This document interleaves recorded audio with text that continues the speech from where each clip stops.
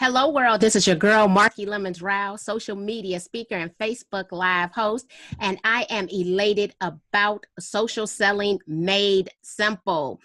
Today, I am hanging out with my guy, my producer and podcast host, Matt Johnson. Marki, how are you? Hey, how you doing today? I am super excited. So we are the team kind of helping launch this whole thing. So it's been exciting to work with you behind the scenes, but I've known you for a while. We came across each other a couple years ago. We talked about getting you on Real Estate Uncensored, which I think we still need to do, but we put you on some other podcasts and we've had a bunch of fun that way. And so I'm really excited to talk about not only just like what the purpose of the podcast is, but bigger than that, we want to talk about just your approach to social media, because this is something that's very overwhelming for most agents because they feel a constant drumbeat of pressure that what they're doing is never enough.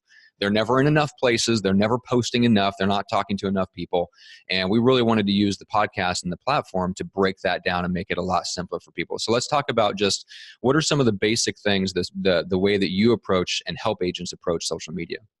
Well, I'm an early adapter of social media and technology, and the reason that I utilize it is because of a report from the National Association of Realtors. Every single year, they post the profile of buyers and sellers. So when I was at home on maternity leave with my youngest son, I was reading then the 2006 profile of buyers and sellers. And when I looked at that number, in 1995, 2% of buyers and sellers utilized the internet. But when I was at home on maternity leave, that number was 80%. Yeah. So I'm looking at this number and I'm like, 80%, that's a 78% increase. I think I have an online presence. And I decided to Google myself and my name came up less than 10 times.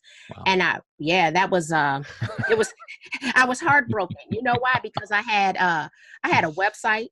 Mm-hmm. I had my automobile was wrapped. I had bus benches, billboards, a classified ad in the back of the Chicago Sun-Times. I was spending a lot of money on marketing, and to Google your name and realize it isn't coming up 10 times means that I have no online presence in a space that's grown 78% 78% over the past decade. Yeah. And when we look at those numbers today, it's at 95%. So, and instead of, I love this concept, right? Concentrate on solutions, not on the problem. Mm-hmm. I said, you know what? I have to implement social media and technology into my life. Mm-hmm. But I had to learn everything from scratch because it was not a popular subject at the time, and it really wasn't necessarily popular in the world of real estate.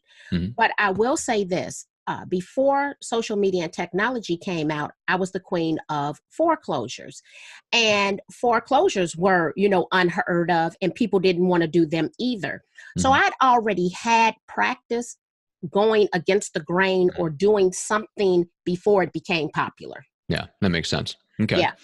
So when it comes to the social media and technology, the first thing is I want to make it simple. A lot of people say it's hard, it's complex. I let everyone know I have no shame in the fact that I am every bit of 47 going on 48.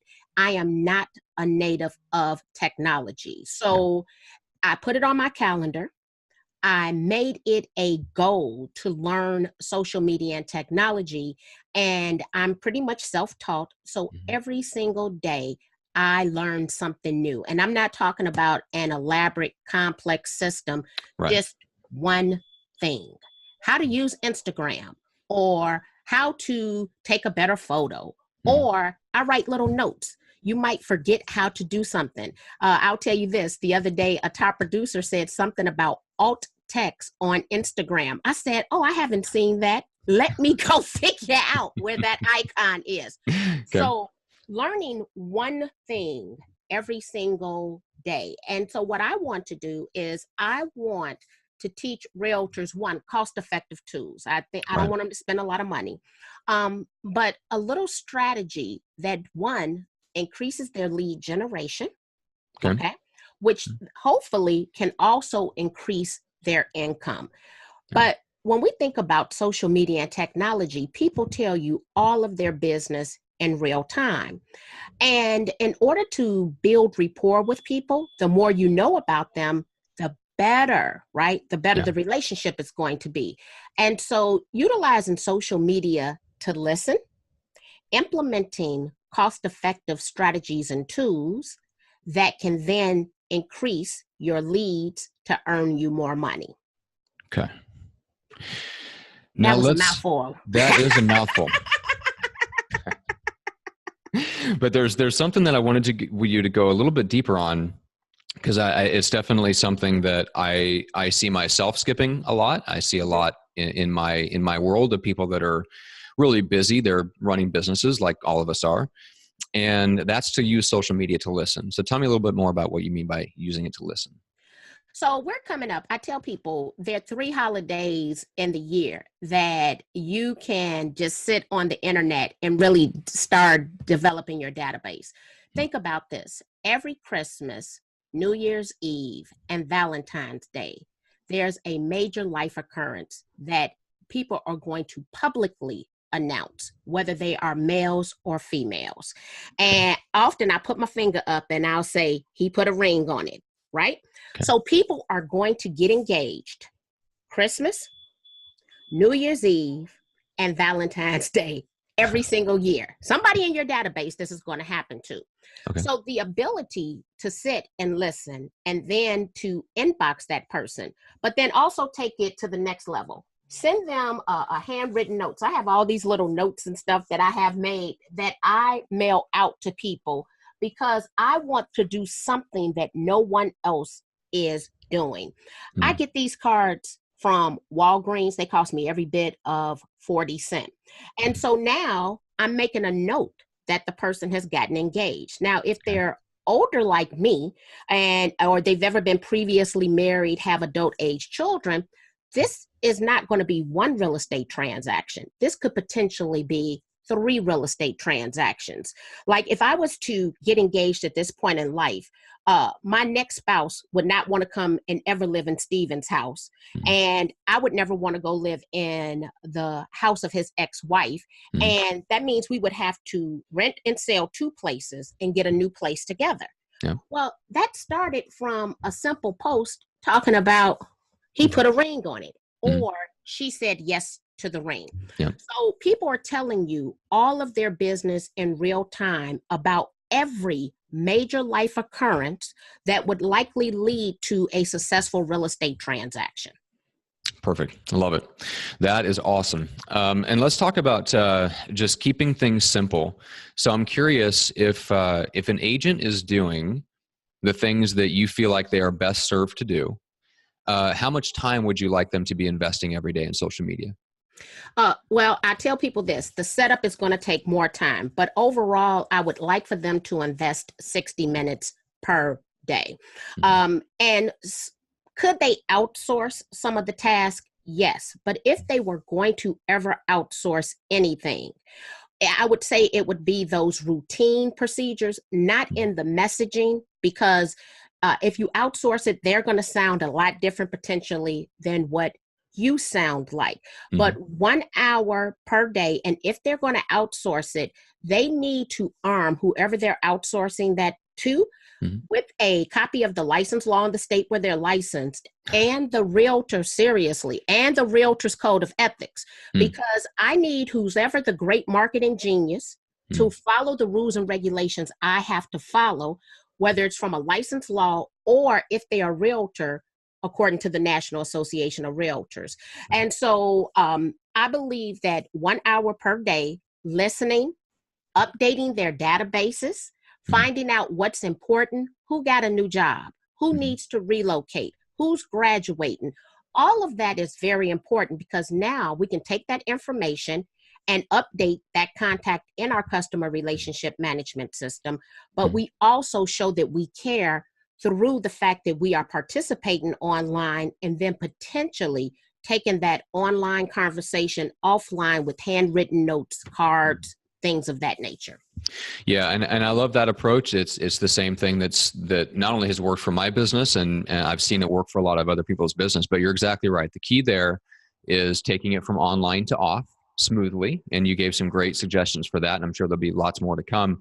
But yeah, I love that overall approach. Just once it gets set up, an hour a day, mostly listening, commenting, engaging, and then looking for ways to connect with people offline. Very, very simple, very easy to follow. So I love that approach. I think that's going to be very easy for people to implement. I hope so. I think the one thing that's going to be just a little bit of a hurdle, because of course, people do not like how they look. I believe that we have to create engaging content and that we should lead with video. And Right. so if we can get people to get over how they think they look, I think that they will hit home runs. Yeah. Might have to do an episode about that. It is an interesting one. And you're 100% right.